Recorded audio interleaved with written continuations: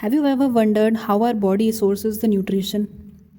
We have something known as macronutrients that maintains our bodily functions at rest and as well as in physical activity. These macronutrients are the building blocks for tissue synthesis, helping enhancing our structural integrity with exercise. There are carbohydrates, fats and proteins. These macronutrients are basic requirement of our everyone's body. So carbs are sourced or present in all living tissue cells except the animal's lactose and a little of glycogen. So carbohydrates, what are its roles? It provides us energy, provides fuel for our CNS to function, metabolic primer. It is a protein sparer wherein it helps in tissue maintenance. So if carbs are taken frequently and in excess, they get converted into fats, thereby causing obesity and type 2 diabetes, as well as CDH or abnormal blood lipids. We have monosaccharides, disaccharides and polysaccharides under carbohydrates. Before digging into them, let's understand the carbohydrate and obesity.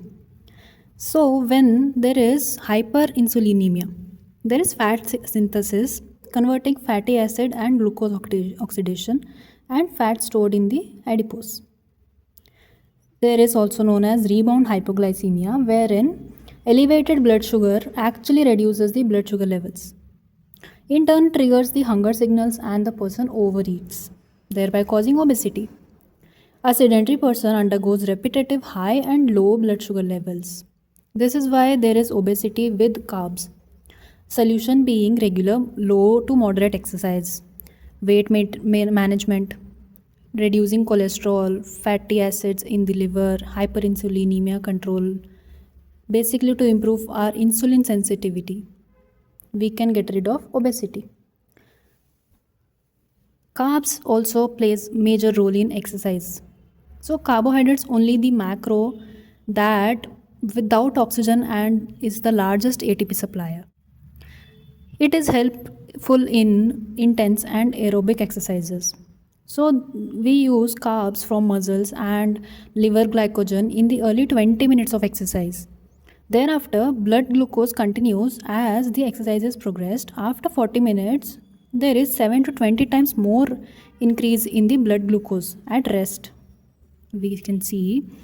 And the carbs supplies rapid almost 2 times more than the fat and the protein, the energy during exercises. Coming to carbohydrate and diabetes. Again, low fiber, simple sugar processed starch when taken can lead to diabetes. All this food has high glycemic index and gets digested very quickly and enters the bloodstream, causing a spike in the blood sugar level. That augments fat synthesis and reduces our insulin sensitivity, thereby increasing insulin demand. Thereby, pancreas get activated, causes hyperinsulinemia, production of more and more insulin. So all this results in diabetes.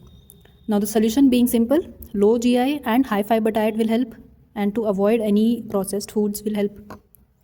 What is glycemic index? Basically, the GI is an indicator of carbohydrate ability to increase the blood glucose levels. This is useful in physiological concept, wherein GI simply classifies carbs based on the change in the configuration. Simple or complex carbs, starch or sugar, available or unavailable carbs. So a high GI is sometimes not a poor nutrient cause due to some foods being rich in dietary fibers and macros. Now, monosaccharides. The glucose from the blood sugar directly is used for the ATP production. This glucose is stored as glycogen and can convert into fat. It's stored in the muscle and liver, helps with non-essential amino acid synthesization. How is the glucose sourced? Basically, there is interaction between energy from the sunlight and the water, sunlight and the carbon dioxide, sunlight and the chlorophyll, as well as complex carb hydrolysis from the food. There is fructose, which is the fruit sugar. It converts into glucose for energy metabolism, and it is sourced from fruits and honey. Galactose is the milk sugar, also converts into glucose for energy metabolism, sourced from mammary gland of lactating animals. Next up, disaccharides.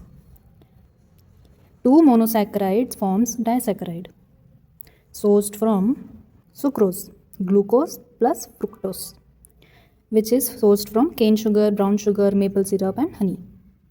There is lactose, which has glucose and glucose sourced from milk. There is maltose, that has glucose plus galactose, and it is found in beer, cereal, germinating seeds. There are polysaccharides, which is the complex carbs such as starch, formed with 100 sugar molecules, sourced from seeds, root veggies, grains. There is a plant category and an animal category. So, plant category involves fiber, that is a non-starchy one.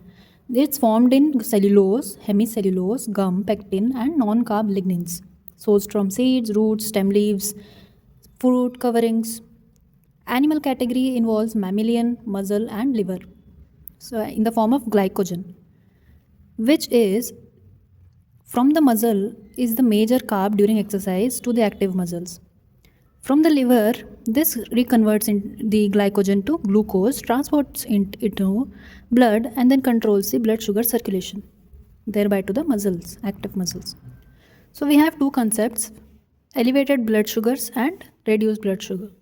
Now, the hormones dependent for storage of glycogen in the muscle and liver that controls blood sugar circulation affects these blood sugar levels.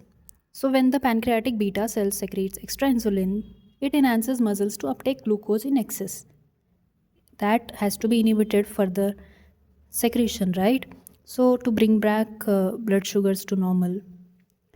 In case of reduced blood sugar, hypoglycemia, pancreatic alpha cells immediately secretes glucagon, stimulating the liver glycogenolysis and gluconeogenesis, thereby bringing back the blood sugar levels to normal.